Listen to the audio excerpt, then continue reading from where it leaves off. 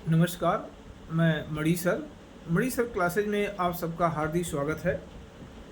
मैं आज एक महत्वपूर्ण विषय पर चर्चा करने जा रहे हैं।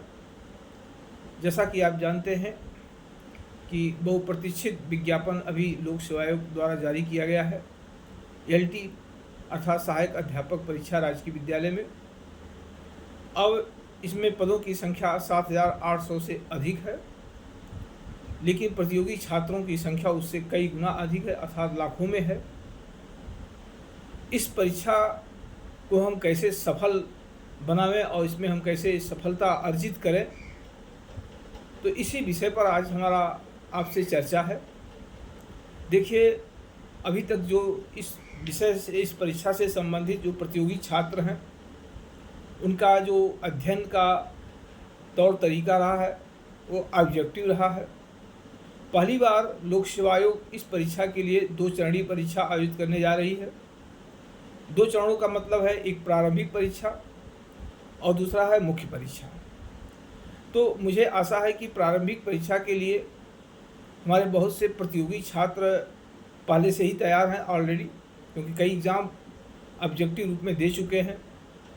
इस बार जो परीक्षा का पैटर्न है कुछ बदला हुआ है और उस बदले पैटर्न पर अपने को संतुलित रूप से कार्य करना है, जिससे हम अपने आशा के अनुकूल परिणाम प्राप्त कर सकें। अब प्रारंभिक परीक्षा में जैसा कि आप जानते हैं कि 120 क्वेश्चन सब्जेक्ट का होगा और 30 क्वेश्चन जीएस का होगा। देखिए, प्रारंभिक परीक्षा के लिए मेरा पहला सुझाव यही है कि आप सब्जेक्ट के साथ साथ जीएस की तैयारी भी ढंग से करिए, क्योंकि अगर मान लीजिए कि आपका सब्जेक्ट अच्छा है और जीएस काफ़ी कमज़ोर है तो भी आप क्वालिफाई नहीं कर सकते हैं, और सब्जेक्ट के साथ साथ अगर आपका जीएस भी अच्छा है तो क्वालिफाई करना निश्चित है।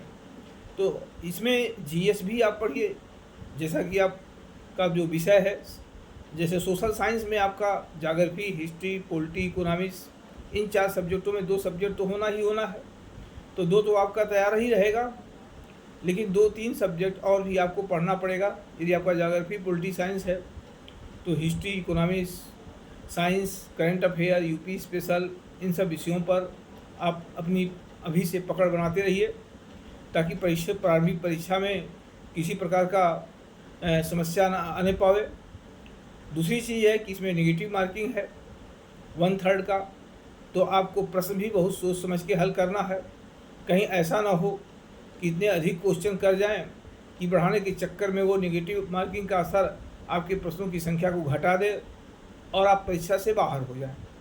तो प्रारंभिक परीक्षा की तैयारी भी काफ़ी महत्वपूर्ण है, लेकिन इन परीक्षा के साथ साथ मेरा अपना मानना है कि यदि आपको एलटी ग्रेड में जो है अंतिम परिणाम अपने पक्ष में लाना है तो आपको मुख्य परीक्षा पर विशेष ध्यान देने की आवश्यकता है।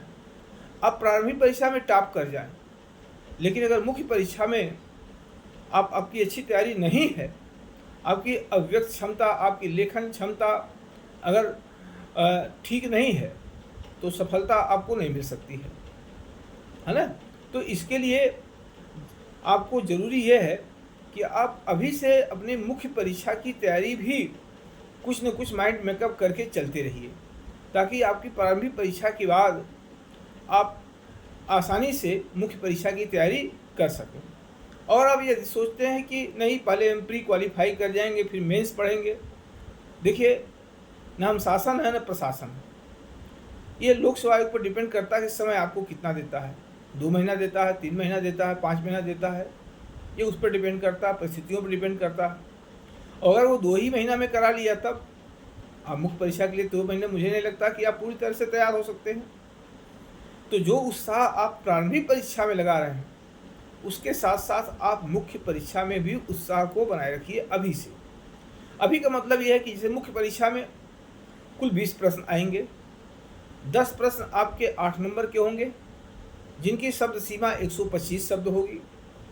10 प्रश्न आपके 12 नंबर के आएंगे, जिसकी शब्द सीमा 200 होगी। 200 का मतलब 2 पेज, 125 शब्द का मतलब 1.25 पेज, इतना ही आपको लिखना है। अब समस्या कहाँ है? जो मैं विगत 22 वर्षों से अध्यापन कार्य कर रहा हूँ, भूगोल के प्रतियोगी छात्रों को मार्गदर्शन देता आ रहा हूँ। विगत पिछला जो परिणाम था GIC प्रवक्ता का, टॉपर पहला रैंक, वो हमारे ही स्टूडेंट रही है। तो कहने का मतलब है कि अगर आपको सफलता पानी है तो आपको मुख्य परीक्षा पर विशेष फोकस करने की आवश्यकता है, और अगर आप ऐसा नहीं करते हैं तो प्रारंभिक परिणाम भले ही आपके आशा के अनुरूप हो, लेकिन मुख्य परीक्षा का परिणाम, फाइनल रिजल्ट आपके आशा के अनुरूप नहीं हो सकता है। तो हम आज से ही आपको आगाह करना चाहते हैं, एक अपना सुझाव देना चाहते हैं कि आप जिस सब्जेक्ट से, विशेष करके हमारा जो सब्जेक्ट है सोशल साइंस का, भूगोल का सब्जेक्ट है, तो हम जो सोशल साइंस के छात्र हैं या अन्य भी विषय के हों, उन सबके लिए भी एक लागू होता है। तो मेरा ये सुझाव है कि आज से ही आप कुछ क्वेश्चनों को माइंड मेकअप कर लीजिए और उसको लिखने का अभ्यास अभी से शुरू कर दीजिए।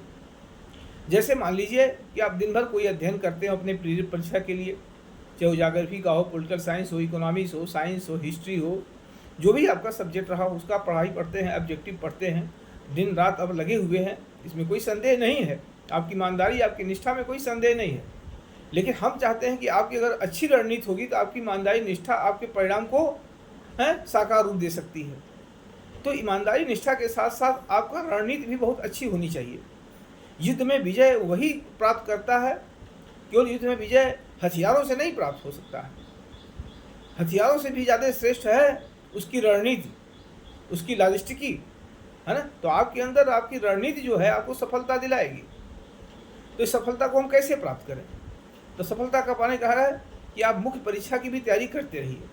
अब जैसे मान लीजिए भूगोल का प्रश्न है, 20 प्रश्न भूगोल के आते हैं, 8 जो है आपके 10 प्रश्न आपके 8 नंबर के होंगे, 125 शब्द लिखना है।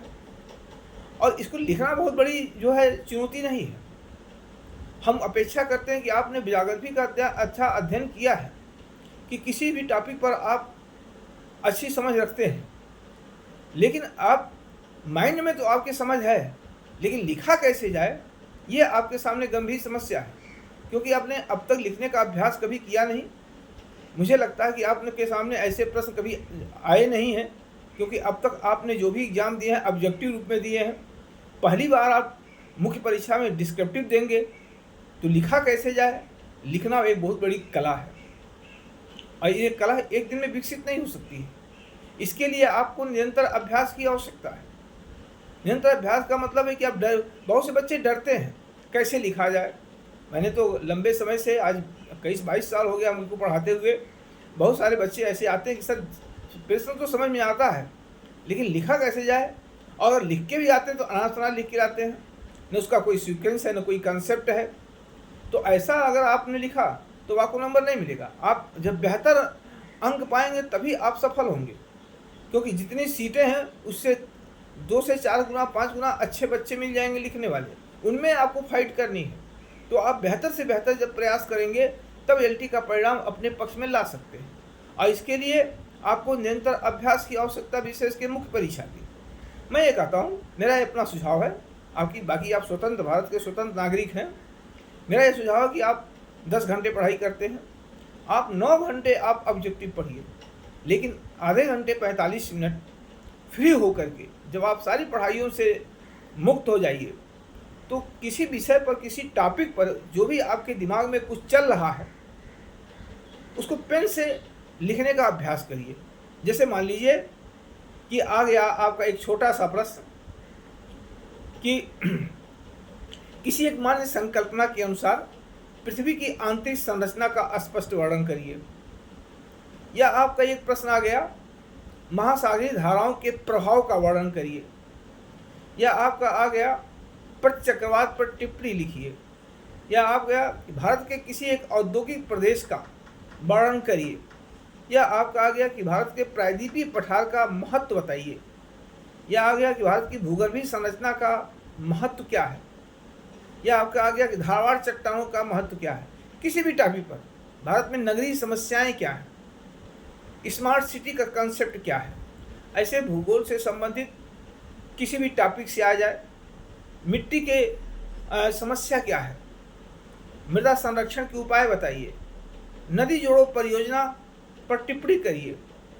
आपके सामने आ गया भारत के हॉट स्पॉट, या आपके सामने आ गया प्रश्न कि भारत के किसी एक महत्वपूर्ण उद्योग पर वर्णन करिए। अब वो उद्योग इस्पात उद्योग हो सकता है, रसायन उद्योग हो सकता है, सीमेंट उद्योग हो सकता है। तो ऐसे जो प्रश्न हैं आपके सामने, ये आपके लिए कोई विचित्र प्रश्न नहीं है। इन सभी प्रश्नों पर आपने कहीं न कहीं पढ़ा है ठीक से, तो ऑब्जेक्टिव पढ़ा है और लिखना है डिस्क्रिप्टिव।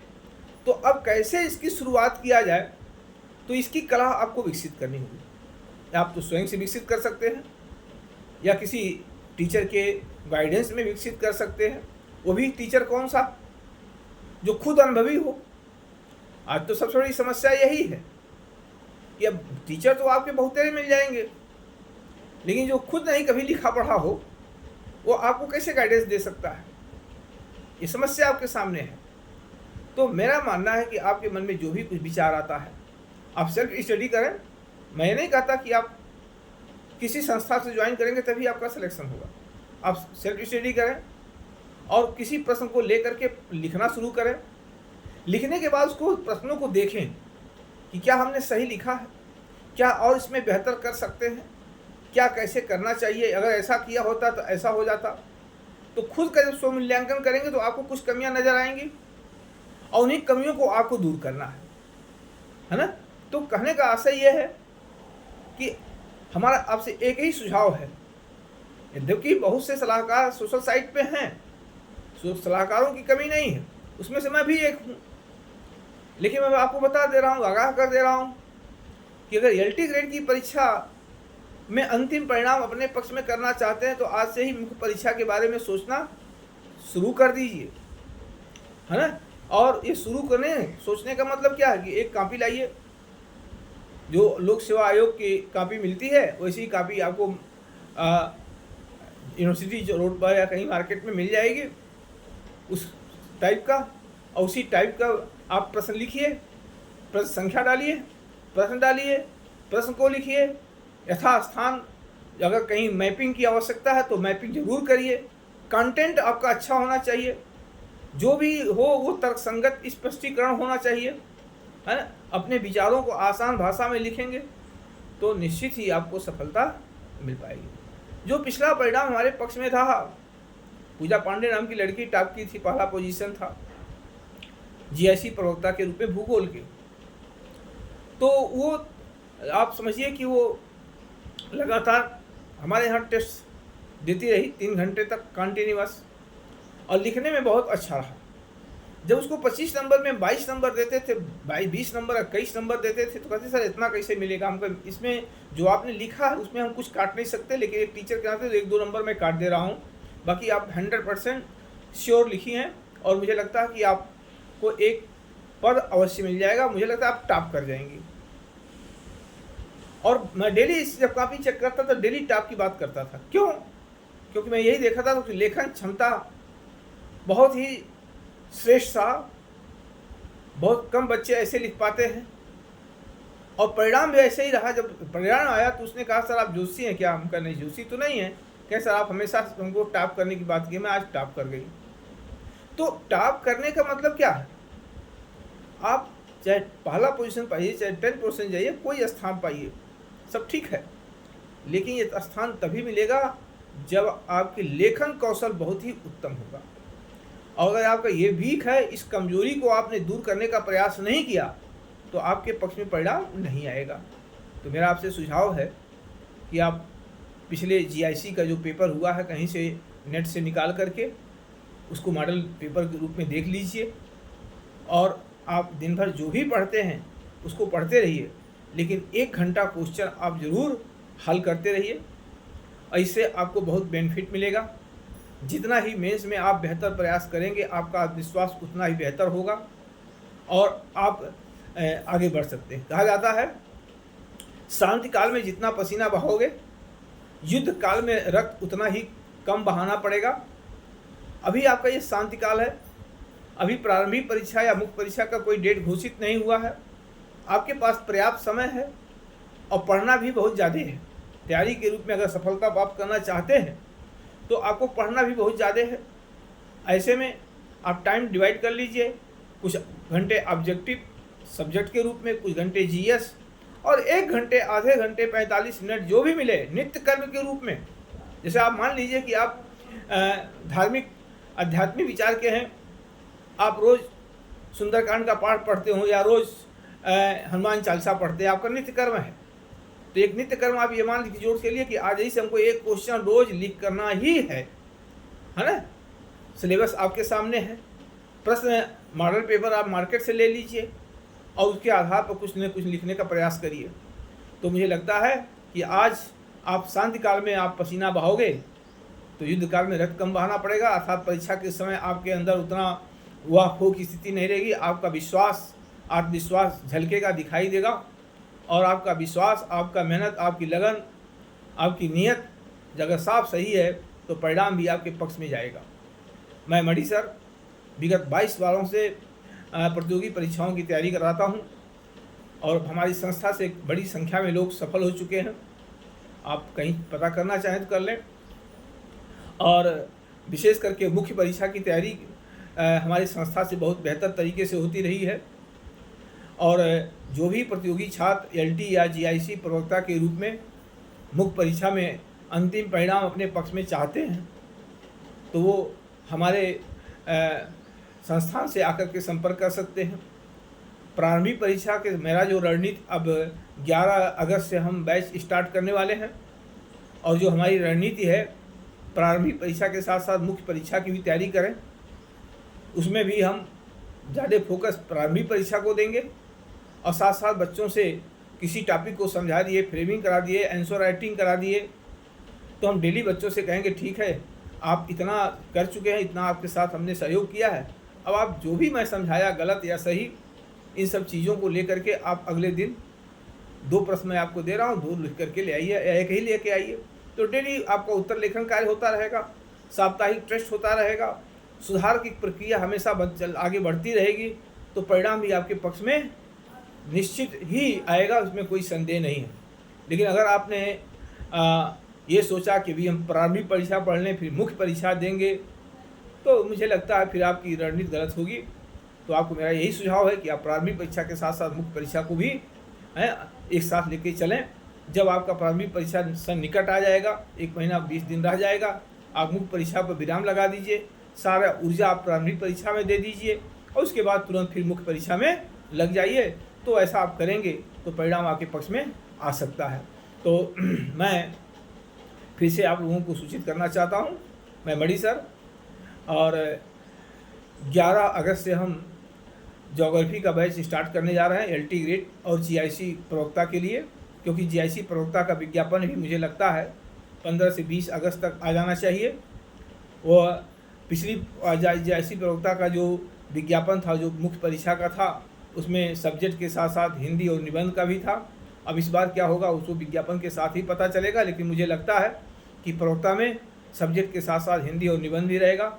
हिंदी और निबंध की भी हमारी संस्था बेहतरीन मार्गदर्शन देती है, उसमें भी आप सम्मिलित हो सकते हैं। हम आपके जीएस के साथ साथ सब्जेक्ट में जितना संभव हो सकता है क्लास में जो मार्गदर्शन मिलेगा ही मिलेगा, व्यक्तिगत मार्गदर्शन भी आपको मिलेगा, साप्ताहिक टेस्ट भी होगा। हम आपसे उम्मीद करते हैं कि आप डेली एक प्रश्न लिख के लाएं, उस पर हम आपके अपनी टिप्पणी करेंगे, आपको सुझाव देंगे, और ऐसा हम लोग अगर दोनों मिल करके कार्य करेंगे तो परिणाम हमारे लिए भी अच्छा रहेगा, क्योंकि हमारी सफलता हमारी संस्था की रहेगी और आपके लिए भी बेहतर होगा, क्योंकि यहाँ संबंध हितों का है। एक जो अध्यापक होता है प्रतियोगी परीक्षाओं का, तो छात्र जो होता है उसका भविष्य होता है। तो हम भी अपने भविष्य के साथ कोई खिलवाड़ करना नहीं चाहते। हमारे यहाँ जितने अधिक से अधिक चयन होगा हमारा भविष्य उतना उज्जवल होगा, और आपका चयन हमारे लिए सर्वोच्च प्राथमिकता होगी, पूरी ईमानदारी और निष्ठा के साथ। तो मैं चाहता हूँ कि आप लोग सम्मिलित हों, और हाँ, मेरा प्रयास होगा कि काफ़ी बच्चों का डिमांड है ऑनलाइन। बहुत से ऐसे बच्चे हैं जो दूर दराज गाँव में हैं या छोटे कस्बों या शहरों में हैं या किसी जॉब में हैं, वो LT ग्रेड परीक्षा देना चाहते हैं, भूगोल पढ़ना चाहते हैं, वो हमारे डेली हमसे संपर्क करते हैं, वो इलाहाबाद हमारी संस्था तक नहीं आ सकते हैं, तो उनके लिए मैं ऑनलाइन की व्यवस्था बहुत जल्द ही करने जा रहा हूँ। ऑनलाइन की सुविधा होगी और उनको भी मेरा सुझाव है कि उनको हर संभव मदद हम करेंगे, है ना, जितना हमारे लायक हो सकता है हम करेंगे। तो हमारी तरफ से किसी प्रकार की कोई कमी नहीं होने पाएगी, बस आप अपनी तरफ से कोई कमी ना होने दिया जाए। मिल के काम करेंगे तो बेहतर परिणाम श्योर मिलेगा आपको, ये मेरा वादा है आप सबसे। अब यह है कि आप अभी से लग जाइए, क्योंकि माओ तुसे तुंग ने भी कहा है, सतर्कता अस्तित्व का वास्तविक मूल्य है। मतलब कहने का यह है कि एक प्रतियोगी परीक्षा की तैयारी करने वाले प्रतियोगी छात्र को उसका परिणाम ही उसका अस्तित्व है, और परिणाम तभी उसके पक्ष में होगा जब हमेशा अलर्ट होगा। अगर मान लीजिए हम सो गए, अभी कोई डेट नहीं है, अभी कोई बात नहीं है, डेट आएगा तब पढ़ेंगे, डेट आए मुख्य प्रारंभिक परीक्षा तैयार कर लेंगे तब मुख्य परीक्षा के बारे में सोचेंगे, अभी ऐसा है वैसा है, तो फिर ऐसा वैसा ही रह जाएगा। इसका मतलब आप अलर्ट नहीं है, क्योंकि आप लंबे समय से इस विज्ञापन को इंतजार कर रहे थे, इस विज्ञापन का बहुत समय से इंतजार कर रहे थे। तो अब इंतजार का समय व्यतीत हो चुका है। अब परिणाम आपके पक्ष में 2026 में आ जाएगा, यदि आप 2025 में आज ही से आप लग जाएंगे। हमारे चैनल का नाम है मणि सर क्लासेज इलाहाबाद, आप उस चैनल को सब्सक्राइब कर लीजिए।